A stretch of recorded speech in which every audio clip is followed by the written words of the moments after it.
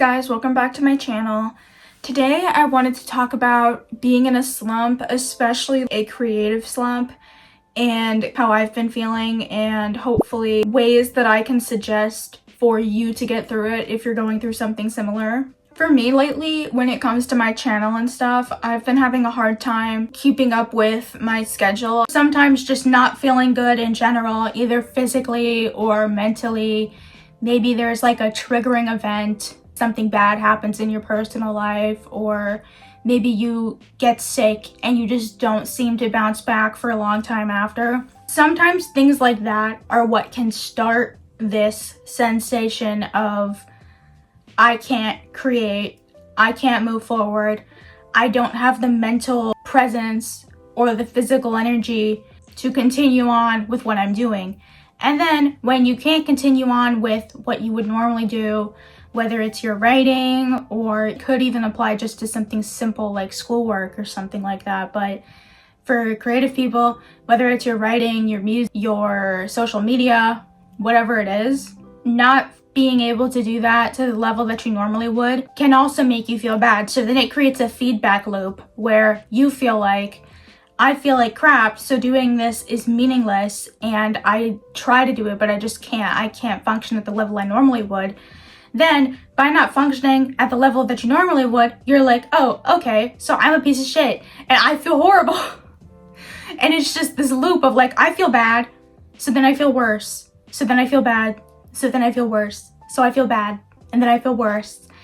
And it is important to know how to push through things, especially if you are a person who has a specific set of circumstances.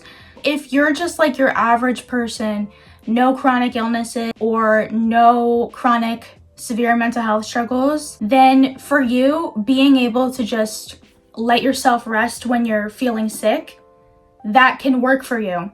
But for people who have niche circumstances, where especially people that are chronically ill, any chronically ill person will tell you that if they were to just not work when they're sick or not do things they care about when they're sick, they would never do anything ever. And that's why you have to know your own limits. Even with me personally, to bring this back to me, I have a certain threshold, and sometimes it's hard for me to realize when I have that barrier where you can push yourself for so long and just force yourself to keep going and have that yield results for you.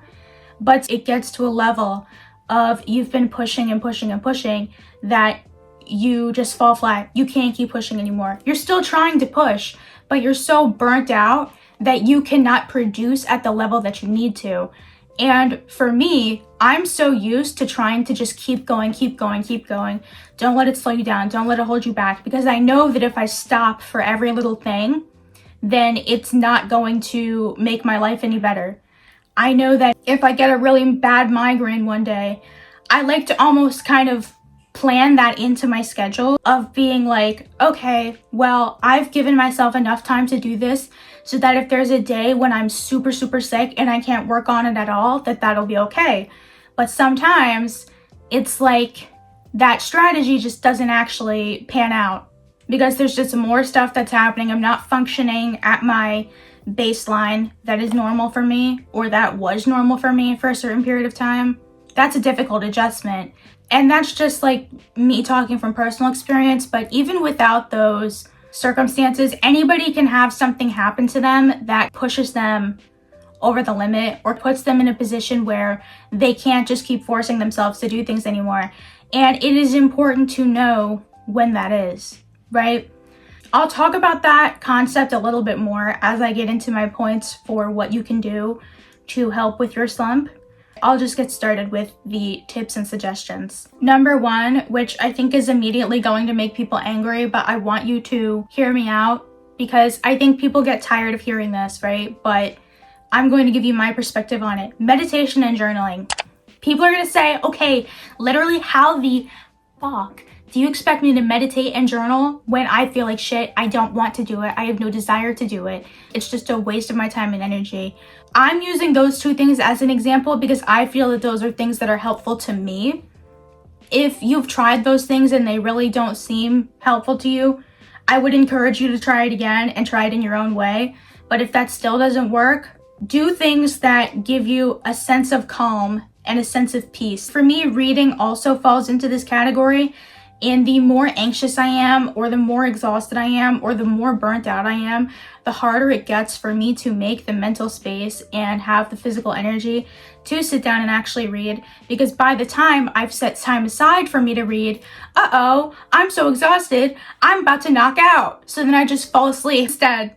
But in order to keep going, and I think many other people fall into this habit of multitasking, or watching a YouTube video while you eat, or listening to a podcast while you clean, or watching a movie while you do schoolwork. When you are in this period of actual burnout, listening to a ton of different things and doing a bunch of different tasks at the same time is just going to dig you further and further into that hole of overwhelm. And even with me, there was a time in 2023, like a few years ago, where I was doing a lot of these tasks more and being super dedicated to them, like my journaling, my meditation. I still journal twice a day, pretty much every day, but I was doing different kinds of journaling. And my tarot card readings also fall into this, I feel like. That is a very intentional practice for me. Yeah, there was a period of time where I was doing those things a lot more, and it was very helpful to me. And then I got to a space where I was able to get more busy and I didn't need as much to keep me going. You need to recognize when you cross that threshold of burnout and pushing isn't working anymore, straining isn't working anymore, nothing's working anymore. You have to stop trying to force it, and you have to come back to maybe doing these things that you haven't been needing to do. So I've realized recently that I probably have to start getting back into doing more of my journaling, doing more like meditation type tasks. And that's still hard for me to do because it feels counterproductive. I want to be able to make more videos more quickly. I want to be able to make more posts on Instagram, TikTok, everywhere more quickly. I want to be able to learn how to do some chords on my digital piano thing. I want to do all these things. And it seems counterproductive to say, take a minute, stop everything, come back over here and write about the way that you feel, or come back over here and listen to some frequency music that is just like little tiny bells and like ding. I'm not very particular about what frequencies I listen to, just ones that I think sound nice. It feels counterproductive to do that, but in reality, continuing to dig yourself into a hole and continuing to push isn't going to get you any closer to being able to do more.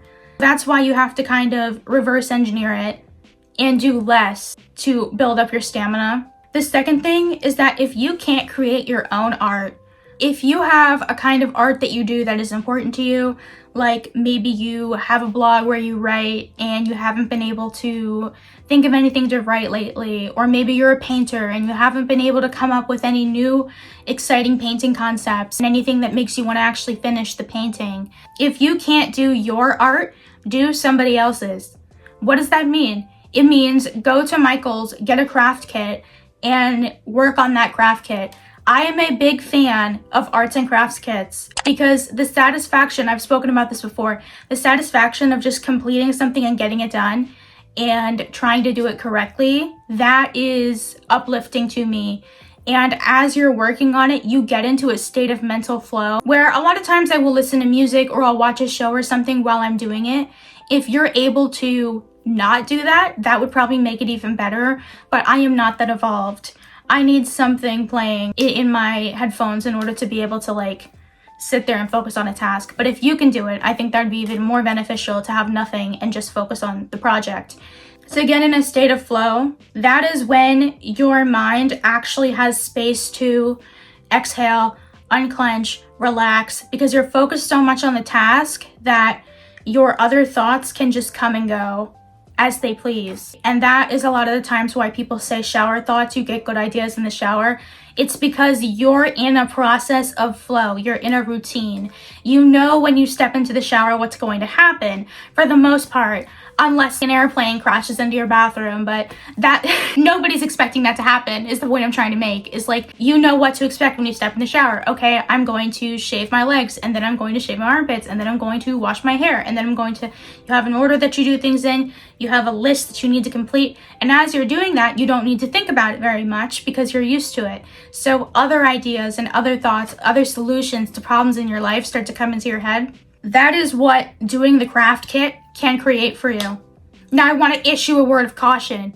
If you are going to become extremely dogmatic about the craft kit, if you are going to freak yourself out about the craft kit because you are not doing it right, it will not work, okay? Like, that's why I've been avoiding doing my Woobles crochet, because I just have not been psychologically ready yet to handle that kind of challenge. When it comes to not being able to do things right, I'm very insecure, and I am terrified of messing up that Wooble, the strawberry creation I'm supposed to be making, because I want to make the strawberry. And if I don't end up with a strawberry at the end of it, I'm afraid I'm gonna freak the hell out. So for your craft kit, I would pick something easier as opposed to something more challenging until you're ready to move to that next level. That's why right now I'm doing paint by number. I still have a few diamond painting bookmarks left that I haven't finished. I was doing that a lot, and then that's life. That's how it works. You go through these ebbs and flows, but it's important to pay attention to when you need to come back to doing more of these things that put your mind into a neutral state. My third tip to revamp your inspiration to get out of the slump is to rewatch TV shows, movies, or re-listen to like a music album or something that really resonates with you, and just focus exclusively on that.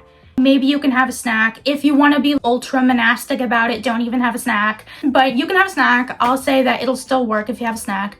But don't go on your phone. Probably even turn your phone off and just focus on watching the movie, watching the show, or listening to the music. Because doing that will reconnect you with what you liked about the work that you're engaging with. And I think it will also reinvigorate whatever emotional impact it previously had on you. And getting inspired by other people is one of the biggest ways that you can inspire yourself to create whatever it is that you create.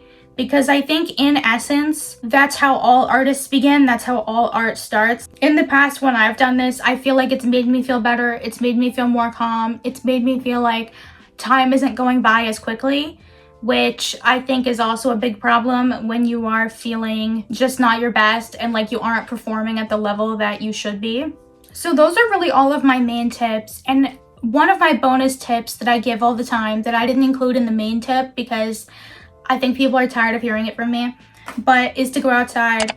And I am an evangelist for going outside, even though I don't do it as much as I want to. Hopefully in the summer, I'll be able to get out into the park and like read my books and stuff like that. I like to do that a lot in the summer. Right now, especially, if you get outside, there's a lot to see right now. There's a lot of birds. There's a lot of tulips and other spring flowers. There's a lot to really engage with and focus on. So if you want another activity to get you in flow, going for a nature walk is a great idea. But to conclude, to wrap it up, the main thing I want to say is don't press yourself. There has to be a balance, and I think a lot of people struggle with this, between pushing yourself and going easy on yourself. And different time periods require a different ratio of those two things.